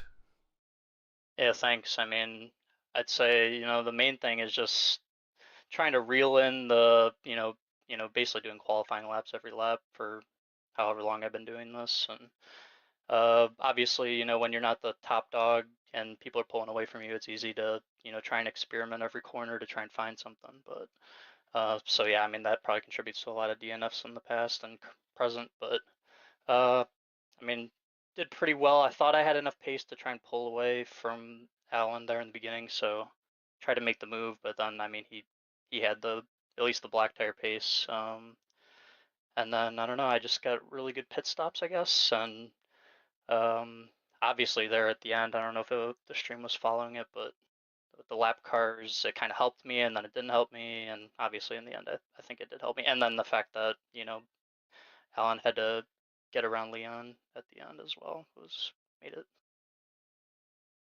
Yeah, you not only, I mean, you obviously had to race for this podium today. You started 5th, got a good start, started challenging for 3rd almost virtually right away. But you were kind of up and down the lower portion of the top 5. At one point back down to 5th, and then you passed your way back up to 3rd. Were you finding that you were having better performance with your setup and with your tires later in the run than, say, some of the people that were ahead of you? Yeah, I definitely think so, and maybe cold tires as well. But yeah, I don't know. I mean, I feel like it's kind of funny how it feels so arbitrary. It feels like right as you hit 5 laps of fuel, the car kind of comes alive on the black tires. So yeah, no, I think I definitely found pace there, and I mean, yeah, I think that in the pit stops, I probably should have got a black flag on the last pit stop. Do you think you got where you were speeding there? No, well, it was just really close, and I had to lock up off, and it was just very on the limit. Well, take your podium, man. I think you've earned it. We've been watching your performance all season, and one thing or another, just you haven't ended up getting that finish, and you got the finish today. We're happy to have you here on the broadcast. Congratulations. Any shout outs, any friends, any sponsors, any family, anybody you want to say hi to before we let you go? Yeah, I think my dad and my grandma usually watch or tune in for a little bit, and yeah, good to be at the front. I know, what's it called? I'm kind of I don't want to say an outcast, but kind of just outside the community, but trying to kind of creep in. But yeah, no, shout out to you guys for put on a good stream. Well, it's good to finally have you here in the booth. Congratulations getting that good finish. Maybe it's a sign of things to come for the remaining races this season. Big one coming up next. Laguna Seca going to be a bit of a marathon. We know that's a tough racetrack. We'll see you in a week. Until then, get plenty of rest and practice. Yeah, thanks, guys. And a very happy Will Weiser. Let's bring up Kevin Burrell here. And the general is in the booth with us. Kevin Burrell, another race, another podium, another interview. And I think that's kind of the goal. Just keeps talking to us for the remainder of the season. And I think that will probably talk to Gary equals championship, I think, is kind of how the equation is going. We're almost there. Congratulations. Good finish. You do extend your lead just a little bit more over your teammate. And the race count is starting to come down to the point that even with drop weeks, you might be not passable in the standings, but we won't give you the championship yet, but a good race for you here today. Yeah, honestly, I felt pretty good. I mean, Kevin just had it's easy to see 15 seconds and be like, oh my God, like what happened? But then, you realize it's 65 laps and you're like, okay, that's like not even a quarter of a second. It's like a little over 2/10, you know. And at that point, it's like I know with this track, I feel like I'm not confident extending the track, like riding the curbs the way you need to here. And I think that's just, you know, he's got that over me at least. And I think, yeah, that was it today. You know, that's where the 2/10 are. I mean, I really want to go back and look at it, but something like that. I mean, overall, it was just very chill, you know, which I like. Yeah, I mean, once the start got here, you guys got situated. Really, I mean, for you were kind of almost. He was in his own zip code. You were kind of in your own zip code. Yeah. And you just basically just don't make a mistake at that point. Yeah, you know, I mean, I almost wrecked all three of our team members. Turn one of the race, just locking up badly. But other than that, I mean, I felt like I held on to him for a bit, and then I think once he really got in the rhythm here, you know, especially once the tires heated up, he was able to just be really confident everywhere. And I kind of was not. We tried the double alt stint strategy, which was kind of interesting. You know, it's very rare that you want to do like 2 stints on one tire and 2 on the other, but we found here that it's actually a little faster than just doing the single alt stint. So, and it's also faster than doing 3 alt stints. So, yeah, I mean, it's interesting. A bit unusual. I liked it. It was fun. Yeah, it just has to do with, you know, how much fuel you put in the tank on the alt stints when you do 2 primes. It just keeps the alts in their good window just a little longer. So. Interesting. Well, people listening, there you go. A little bit of inside baseball from Kevin Burrell. Also, how much of this setup is available in the setup that I can buy from P1 Docs? There's one more race that people can participate in. If they go out and get this setup, can they be like Kevin Burrell and Kevin Desnoyers? Apparently. I think actually Neil, who was running, Neil from Taylor Mills Racing was in the previous slot, which actually I won barely because he made a mistake. He was on the P1 set. He was matching and maybe outpacing me. So, I mean, we did make some pretty significant changes, I think, but I'm not really sure that they helped, to be honest. I think the P1 set was very good. Actually, I'm taking over for Christian for a couple weeks for the road sets while he's taking a little break. So the pressure is on to make a great set for Portland. That's my first week, and I think we're going to have rain in open. Yes, there, so. There's a good shot that we're going to have rain in IIS too. It is in the forecast. Yeah, you know, just put a amazing rain lap down and don't embarrass yourself. No big stress. It should be really easy, I'm sure. At a new track, by the way, like. Yeah, it should be really easy. Piece of cake. Piece of cake. You got this. Yeah, I mean, you're not a reigning and defending IIS champion for nothing. You got this. Yeah, we'll see. Shout outs, friends, family, sponsors, anyone you want to say hi to before we let you go? Sure, Fiercely Forward, of course. You know, Christian gave us something good to work from, then we all kind of made some tweaks, and it was good. Clearly, it was good. You know, and all the guys tried out some stuff this week.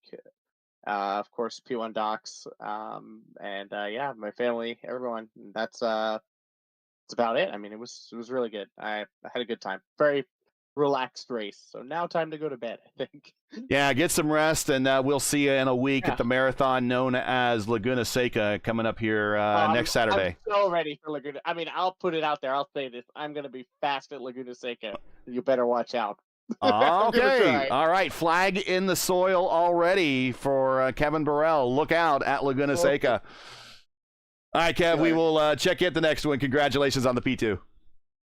Thanks. And here is Kevin Desnoyers. Here he is, our winner today. Wow, what a day for you. Dominated. You did everything but get the Grand Slam. The purple lap unfortunately fell to somebody else, but you got the win, you got the pole, you led every single lap, and no mistakes this time, and no question that the win was going to be yours. Congratulations, sir, with the victory. Thank you. I don't really have much to say. It was just a pretty straightforward race for me. I mean, I've been talking about the start. I mean, you broke away right away. You kind of pulled ahead. You kind of got into your own area zip code there. All it comes down to at that point is just minimizing mistakes. not making any mess ups, hitting pit road, not getting caught for speeding or anything. I mean, you still have to concentrate, even though you have a big win, even though you have a big lead. Saying that, and I guess the point to my question is, just because you're way out in front doesn't make things any easier for you, does it? Oh, definitely not. Like every time going into the last chicane, I'm thinking that's probably like where I'm concentrating the most, because you don't want to make a mistake there and go into the wall, because you could just end your race there. But I think everywhere else on the track, you can kind of take it chill, because it kind of helps the tires, and you're mostly looking for the exit basically on every corner. But yeah, the last chicane definitely is a bit scary the whole race. I know you came through a couple of zones that had incidents happen just before you get there.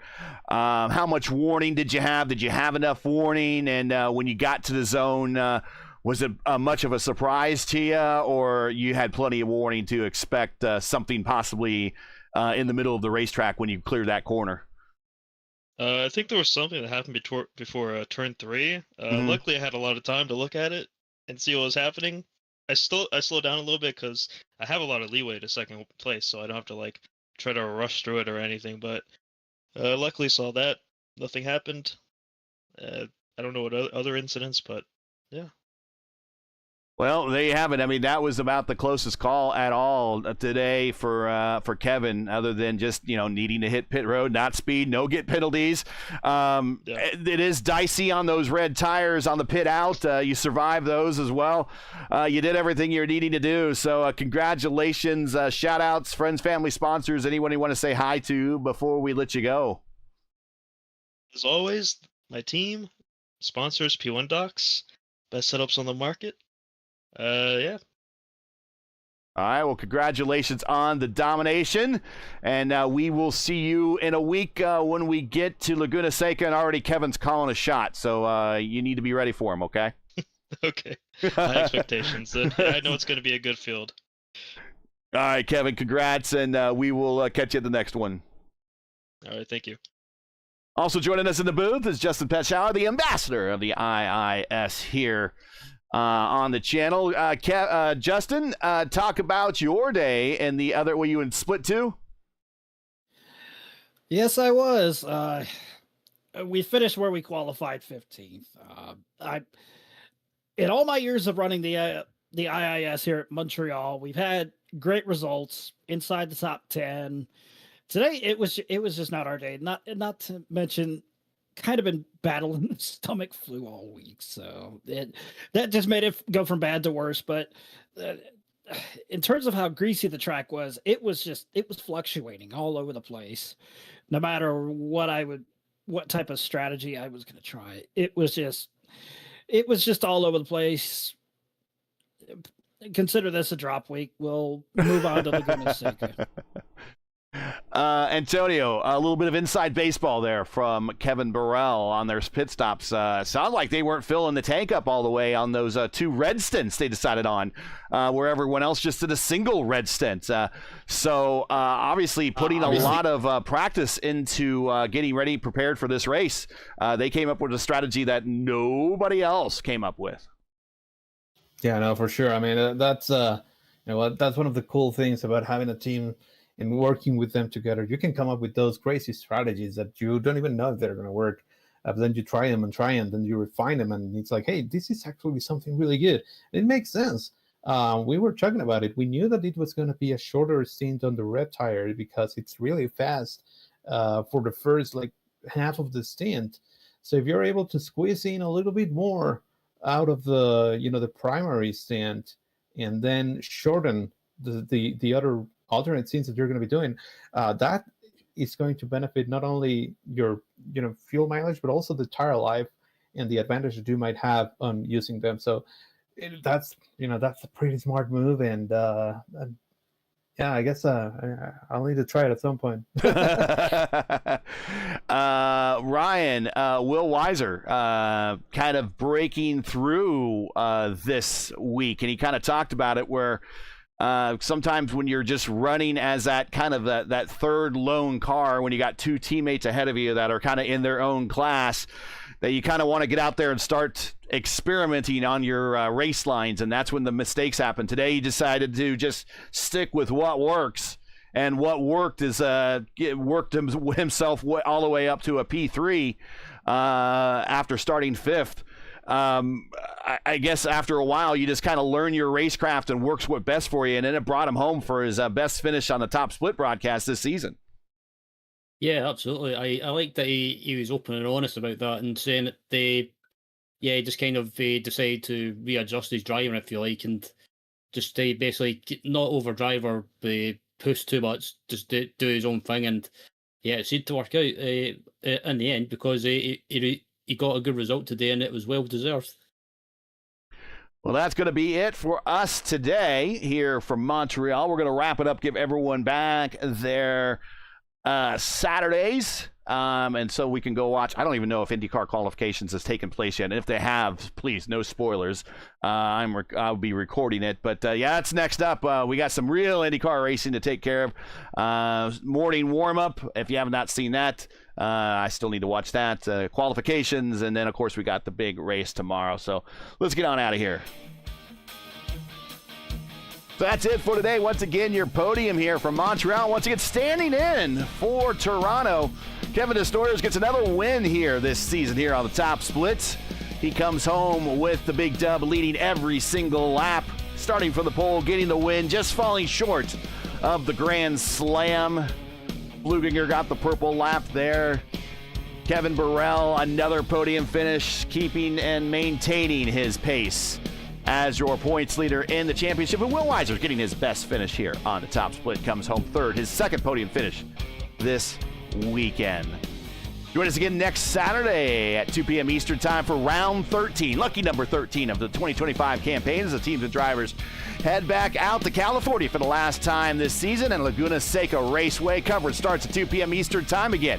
That's 2:00 p.m. Eastern. As always, for the correct broadcast time in your area, you can find everything right here at YouTube at youtube.com/@P1 Broadcasting. Hey, we love bringing these races to you, but they're not easy. They require time and money to produce. If you share our passion for the sport of IndyCar, and we know you do, and you've enjoyed our coverage of the IndyCar iRacing Series, please take time to visit our GoFundMe page. The link is in the description. It's also pinned in chat.